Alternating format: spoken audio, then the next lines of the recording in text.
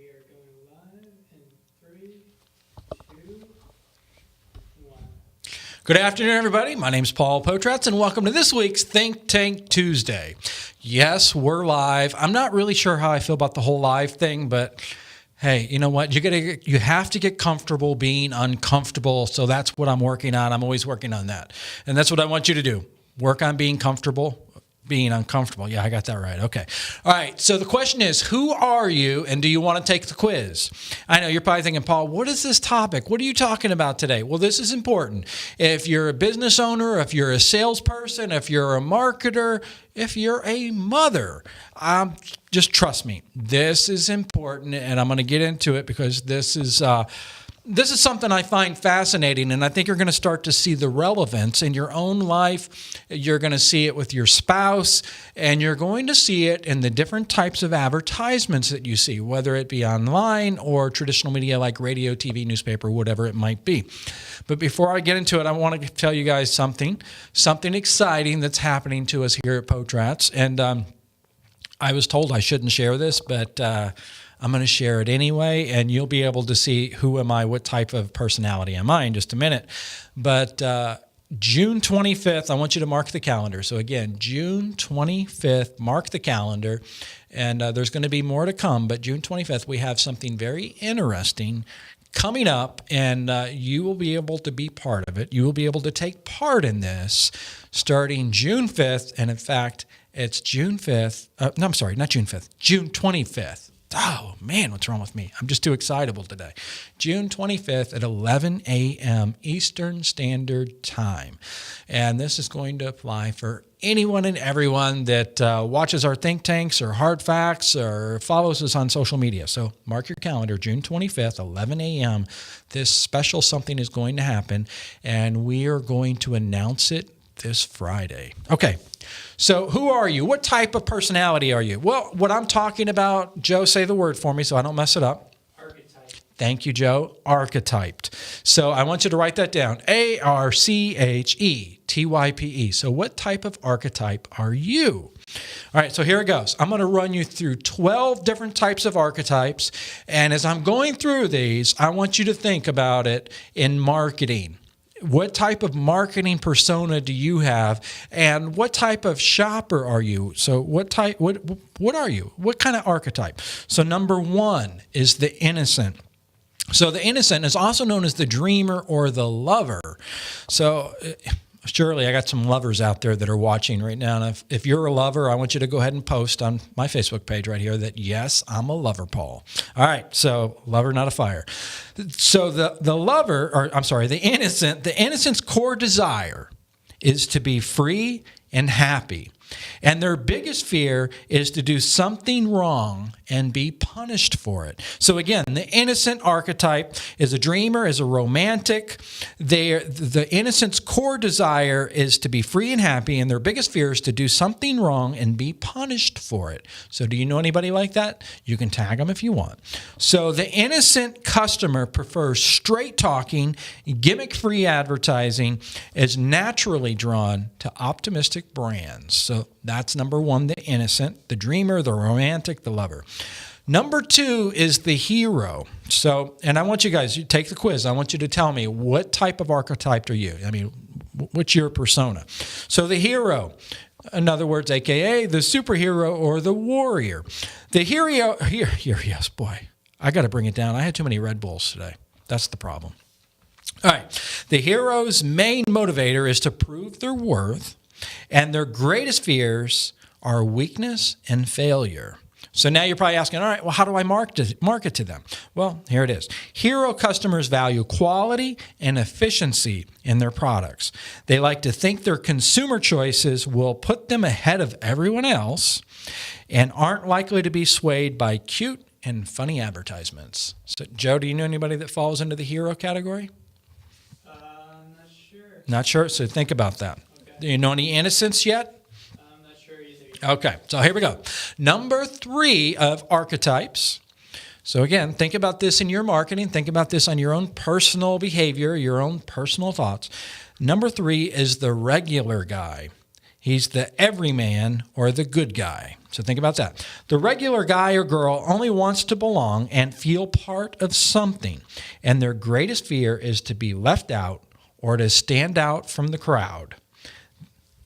Does that sound like anybody you know, Joe? That's Kurt. That's Kurt. That's right. That's Kurt. Kurt got the prize. So the everyman appreciates quality and dependability in their brands. They prefer the familiar to the strange. That would be Kurt, wouldn't it? Yeah.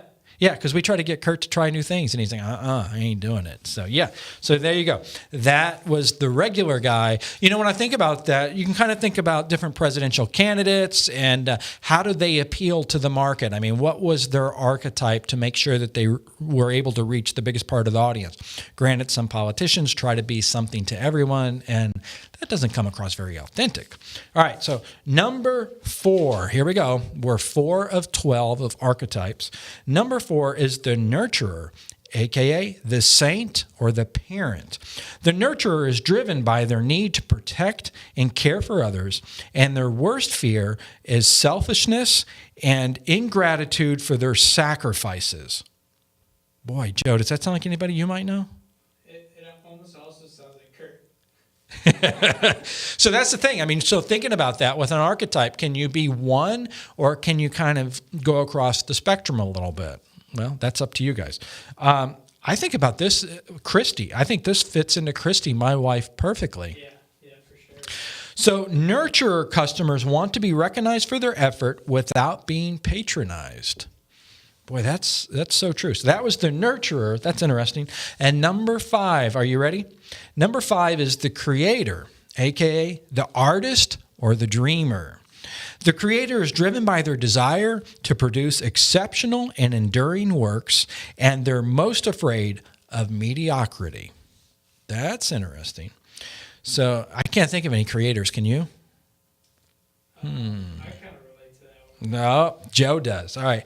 So creator customers shun advertising in general, but may enjoy experimental, boundary pushing, or novel ads. Boy, that does sound like you, Joe. I'm definitely afraid of mediocrity. Yes. So there you go. So that's the creator. But here's the thing. Creator types is a very difficult category to appeal to. And I mean, you kind of think about that. If you're going after the creator type, then if they really want the boundary pushing ads, they want something that's a little different, then you might actually alienate the innocent type of archetype, which the innocent customer prefers straight talking, gimmick free advertising. And so just kind of think about that. Okay. All right. So number 6 of archetypes is the explorer. The explorer, also known as the seeker and the wanderer. The explorer craves adventure and they want to discover the world for themselves. They fear conformity and inner emptiness. Does that sound like anybody you might know? So think about that. I can think of somebody in particular that I know that would fit. But anyway, so I was thinking KP. What do you think about that, Joe? Maybe, Yeah. So Explorer customers embrace brands that promote freedom and self-discovery, especially those that invite the customer to embark on a journey with them. So that's kind of creative. I mean, you're thinking about creating an ad campaign like that. So as I'm going through archetypes, I want you to think about yourself, your friends, your spouse, and think about different companies that you've come in contact with. Where do they fit into one of these archetypes? So number 7 is the rebel. They're a revolutionary. They're an outlaw. The rebel craves revolution or revenge, and their greatest fear is powerlessness. So that's interesting. Rebel customers appreciate the unconventional and forcefully reject the status quo. So you can kind of see like some of these have some similar parallels too. So that was the rebel. And number 8, which I just want you guys to know, I got so excited about the innocent and the lover that I got it kind of confused. So forget what I said about the lover on number 1, because the lover is its own archetype, and the lover is the dreamer, the idealist. The lover lives to experience pleasure in their relationships, work, and environment, and they fear being unwanted or unloved. So that's the lover. Lover customers value the aesthetic appearance of goods and services. They are likely drawn to premium brands that will make them feel more attractive to others. Boy, that's so touching, Joe. Yeah. Yeah. Okay. All right. Well, anyway, so there you go. You kind of think about that. The lover. I mean, the lover would probably be somebody that's really into the Kardashians and those type of shows, and they're trying to. Anyway, you form your own opinion on it. Number 9 is the magician.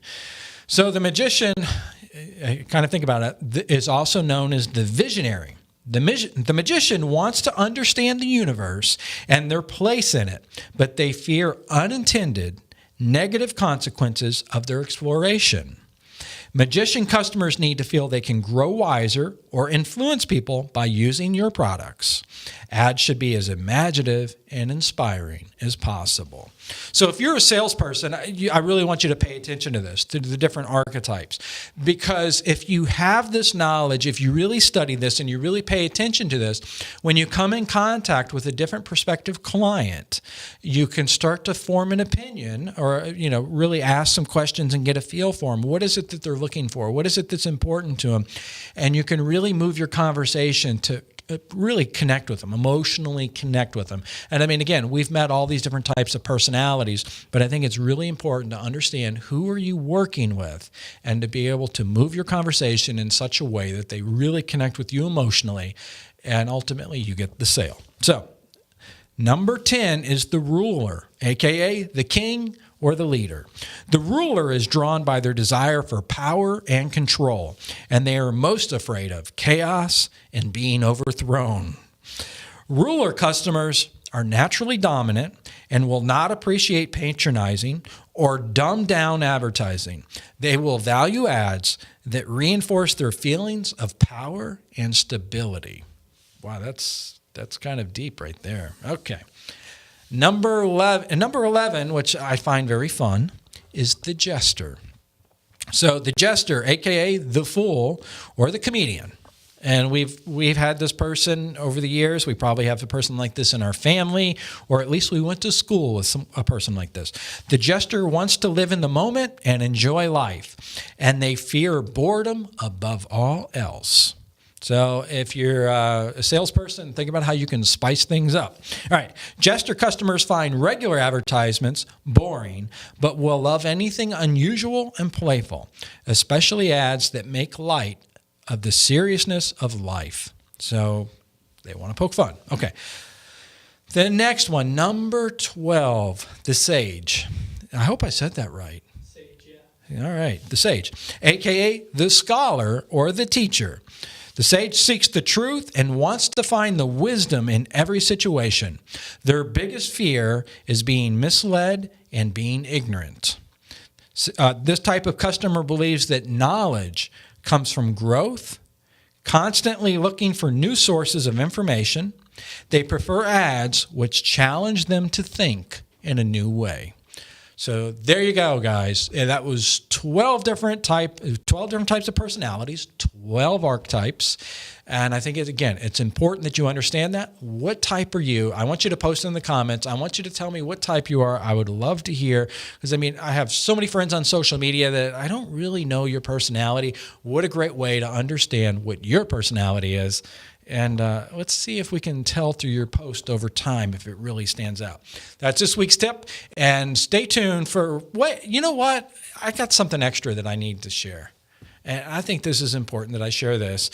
And I'm getting ready to share this. And after I share this, come right back, because I got something I want to tell you. So here you go. We're going to pop it up.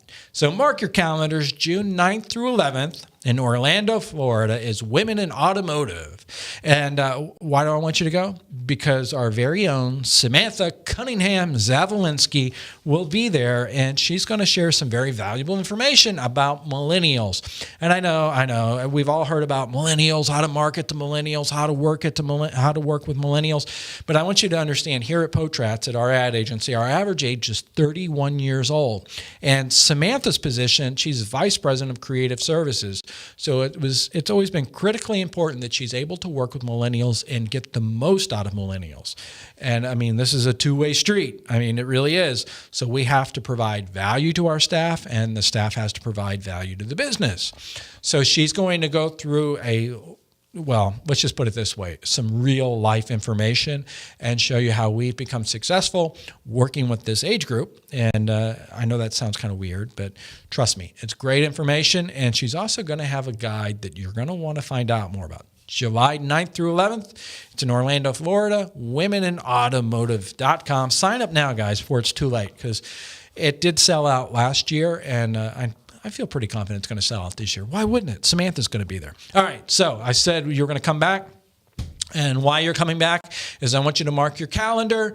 I did mention June 25th, 11 a.m. Something very special is going to happen, but we're going to let you know what that is Friday morning at 9 a.m.